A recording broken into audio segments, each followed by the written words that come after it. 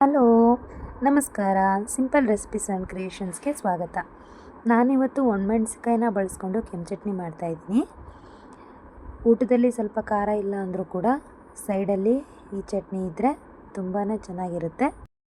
ನಾನು ಒಂದು 15ರಿಂದ 20 ಮೆಣಸಿಕಾಯಿನ ವಾಶ್ ಮಾಡಿ ನೆನೆ ಹಾಕಿದ್ದೆ. ಒಂದು ಹಾಫ್ ಆನ್ ಅವರು ಒಂದು ಮಿಕ್ಸಿ ಜಾರ್ಗೆ ನೆನೆ ಹಾಕಿರೋ ಮೆಣಸಿನ್ಕಾಯಿ, ಒಂದು ನಿಂಬೆಹಣ್ಣಿನ ಗಾತ್ರದಷ್ಟು ಹುಣಸೆಹಣ್ಣು, ಹಾಗೆ ಬೆಳ್ಳುಳ್ಳಿ, ಕರಿಬೇವು, ನಾನು ಮೆಂತ್ಯಕಾಳನ್ನ ನೆನೆಸಿಟ್ಟಿದ್ದೆ ಸ್ವಲ್ಪ, ಒಂದು ಸ್ಪೂನಷ್ಟು ಅದನ್ನು ಕೂಡ ಹಾಕ್ಕೊಳ್ತಾ ಇದ್ದೀನಿ.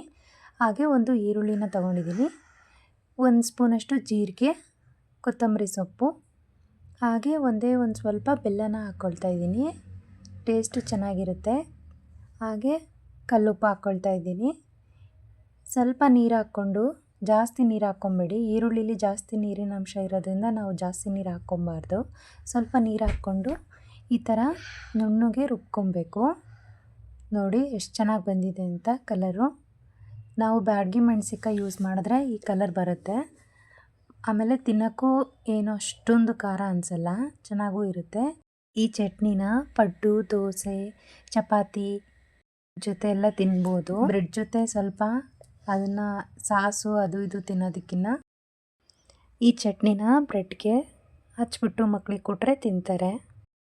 ಇದಕ್ಕೆ ನಾನು ಒಗ್ಗರಣೆ ಕೊಡ್ತಾಯಿದ್ದೀನಿ. ಚೆನ್ನಾಗಿರುತ್ತೆ. ಅಷ್ಟು ಎಣ್ಣೆ ಹಾಕ್ಕೊಂಡು ಸಾಸಿವೆ, ಕರಿಬೇವು, ಬೆಳ್ಳುಳ್ಳಿನ ಜಜ್ಜಿಬಿಟ್ಟು ಹಾಕ್ಕೊಬೋದು ಬೇಕು ಅಂದರೆ, ನಾನೇನು ಆ್ಯಡ್ ಮಾಡಿಲ್ಲ. ಇವಾಗ ರುಬ್ಬಿಟ್ಟಿದ್ದೆ ಅಲ್ವಾ, ಅದನ್ನೆಲ್ಲ ಇದರೊಳಗೆ ಹಾಕ್ಕೊಳ್ತಾ ಇದ್ದೀನಿ. ಒಗ್ಗರಣೆ ಕೊಟ್ಟರೆ 1 ವಾರದಿಂದ 10 ದಿವಸನೇ ಸ್ಟೋರ್ ಮಾಡ್ಬೋದು. ಫ್ರಿಜ್ಜಲ್ಲಿ ಇಟ್ಕೊಂಡ್ರೆ 15ರಿಂದ 20 ದಿನವೂ ಸ್ಟೋರ್ ಮಾಡ್ಬೋದು. ನಾವು ಆಚೆನೇ ಇಡ್ತೀವಂದರೆ 1 ವಾರದಿಂದ 10 ದಿನ ಇದನ್ನು ಯೂಸ್ ಮಾಡ್ಬೋದು.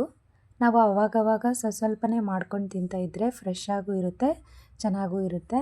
ಈ ಥರ ಚೆನ್ನಾಗಿ ಕುದಿಸ್ಕೊಬೇಕು. ಒಂದು 15ರಿಂದ 20 ನಿಮಿಷ ಅದನ್ನು ಚೆನ್ನಾಗಿ ಕುದಿಸ್ಕೋಬೇಕು. ಆವಾಗ ಈ ಥರ ಗಟ್ಟಿಗಾಗುತ್ತೆ. ನೀವು ಮಾಡಿ ನೋಡಿ.